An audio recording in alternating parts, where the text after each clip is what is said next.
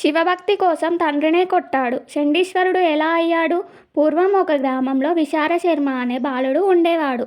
అతను ఆవులు మేపే సమయంలో ఒకచోట పాలు నేలపై కాచుతున్నాయి అని గమనించాడు. అక్కడ నేలలో ఒక చిన్న శివలింగం కనిపించింది. ప్రతిరోజు ఆవుల పాలను తీసుకొని శివలింగానికి అభిషేకం చేసేవాడు. ఆవుల పాలు తగ్గడంతో తండ్రి కోపంతో వచ్చి పాలు ఉన్న కుండను తోసేసి శివలింగాన్ని కాలితో తన్నాడు. అది చూసిన బాలుడు కర్రతో తండ్రి కాలు మీద కొట్టాడు. వెంటనే శివుడు ప్రత్యక్షమయ్యాడు. బాలుడి భక్తిని చూసి ఆనందించాడు. తండ్రిని క్షమించి బాలుడికి వరం ఇచ్చాడు. నువ్వు నా ఆలయానికి రక్షకుడిగా ఉంటావు. విశారశర్మకు చండీశ్వరుడు అనే పేరు కూడా ఇచ్చాడు. శివాలయాల్లో నంది దగ్గర చండీశ్వరుడి విగ్రహం ఉంటుంది. భక్తులు బయటకు వచ్చే ముందు చప్పట్లు కొడతారు. దానికి అర్థం వెళ్ళేటప్పుడు ఏమి తీసుకెళ్ళము అని. శివుడికే నిజమైన భక్తి ఉంటే దేవుడు కాపాడతాడు.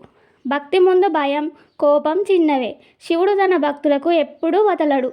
వీడియోకి ఒక లైక్ చేసి ఈ కథ మీకు ఎలా అనిపించిందో కామెంట్ రూపంలో తెలపండి. అలాగే మన ఛానల్ని సబ్స్క్రైబ్ చేయడం మర్చిపోకండి.